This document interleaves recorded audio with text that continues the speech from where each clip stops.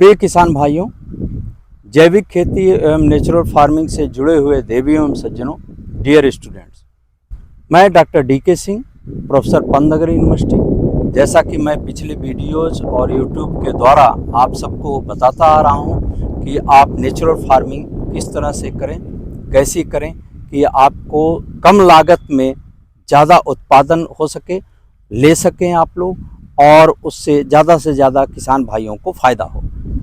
आज मैं आपको नेचुरल फार्मिंग के बारे में ये बताऊंगा कि नेचुरल फार्मिंग, जैसे कि मैंने पहले बताया हुआ है कि 4 बेसिक कंपोनेंट होते हैं। इसके बेसिक पिलर 4 होते हैं, 4 स्तंभ होते हैं, जो जिसमें कि बीजामृत, जीवामृत, आच्छादा और एरेशन जिसको कहते हैं वापसा, वो होता है। उसके साथ साथ कुछ ऐसी प्रक्रिया होती है, कुछ ऐसे क्रियाएं होती हैं जो कि जिसमें कि फसलों का चयन और फसलों का इंटरक्रॉपिंग और जो मिक्स फसलें लेते हैं, ये एक बहुत ही इम्पॉर्टेंट, बहुत ही महत्वपूर्ण प्रक्रिया है नेचुरल फार्मिंग के अंतर्गत। अगर आप विभिन्न फसलों का मिश्रण या इंटरक्रॉपिंग करके आप लेते हैं तो उसमें आपको ज़्यादा उत्पादन मिलने का संभावना है, और साथ साथ जो एक कहा जाता है कि उत्पादन घट जाता है, और उत्पादन घटेगा भी नहीं और आप ज़्यादा से ज़्यादा फ़ायदा उठा सकेंगे। इसी पे हमने एक प्रोजेक्ट सबमिट किया था ICR को, और ICR का बहुत बहुत धन्यवाद। और साथ साथ जो मोदीपुरम है हमारा Indian institute of farming system research, जो कि इसका कोऑर्डिनेटिंग यूनिट है, उनको भी बहुत बहुत धन्यवाद। इसी पे हमें नेचुरल फार्मिंग पे एक हमें प्रोजेक्ट दिए हुए हैं, जिसमें कि हम विभिन्न फसलों और उनकी इंटरक्रॉपिंग, अंतर फसली करण करके किस तरह से हम नेचुरल फार्मिंग में ज़्यादा से ज़्यादा फ़ायदा उठा सकते हैं। तो आज उसी का एक्सपेरिमेंट हम यहाँ लगवा रहे हैं। इसमें हमने गेहूं के साथ हमने लेंटिल लिया हुआ है 2:2 रेशियो का, दो लाइनें गेहूं, 2 लाइनें मसूर की, लेंटिल की। गेहूं के साथ हमने चना लिया हुआ है, ये भी 2:2 इंटरक्रॉपिंग रेशियो का, 2 लाइनें गेहूं का, 2 लाइनें चना का। साथ साथ इसमें हमने सरसों के साथ सब्जी वाली मटर का इंटरक्रॉपिंग किया है। अगर सरसों के साथ सब्जी वाली मटर लेते हैं तो उसमें किस तरह से होता है। फिर या सब्जी वाली मटर को हमने कोरिएंडर, धनिया के साथ भी इंटरक्रॉपिंग इसमें हमने ले रखे हैं। तो इस तरह से कुल हम 7 प्रकार के इंटरक्रॉपिंग ले रहे हैं इसमें। और एक ऐसा हमने लिया हुआ है जो कि कन्वेंशनल, जिसका कि हम राइस व्हीट सिस्टम, धान और गेहूं सिस्टम में केवल गेहूं ले रहे हैं, उसमें हम इसका कंपेयर करेंगे। तो जैसा कि मैंने बताया, ये ICR द्वारा वित्त पोषित प्रोजेक्ट है। इसमें हम यही देखेंगे कि किस फसल में और किस फसल के इंटरक्रॉपिंग द्वारा ज़्यादा से ज़्यादा हमें फ़ायदा हम उठा सकते हैं, ज़्यादा से ज़्यादा उसकी उत्पादकता हम ले सकते हैं। तो आज हमारा इसी पे ये था। इसमें हमने जो बेसिक इसके स्तंभ हैं, इसमें हमने कंपोस्ट मिलाया हुआ है 2 टन, 2 टन नहीं, 2 कुंटल प्रति एकड़ के हिसाब से।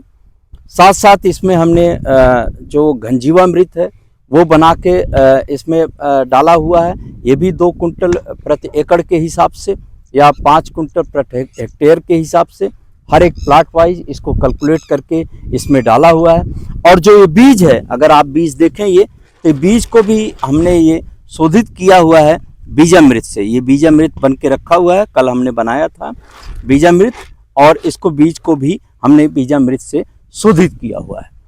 तो इस प्रकार से हम ये देखेंगे किस फसल चक्र में और किस अंतर फसल में या इंटरक्रॉपिंग सिस्टम में हमें नेचुरल फार्मिंग के अंतर्गत ज़्यादा से ज़्यादा हम किससे फ़ायदा उठा सकते हैं, किसमें हमें ज़्यादा फ़ायदा होगा। तो इस पे हम अध्ययन करेंगे। इसके साथ साथ और भी अध्ययन करेंगे इसमें कि हम इस पर मृदा पे क्या प्रभाव आता है, इसकी क्वालिटी पे क्या प्रभाव आता है।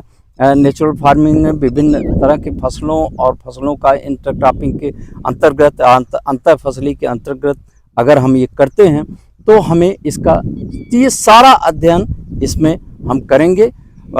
ICAR को भी बहुत बहुत धन्यवाद, IIFSR जो मोदीपुरम है उनको भी बहुत बहुत धन्यवाद कि इस तरह से जो प्रोजेक्ट हमें दिए हुए हैं, और इस प्रोजेक्ट के द्वारा हम ये बताने में सक्षम होंगे कि हम कौन सी फसल लें।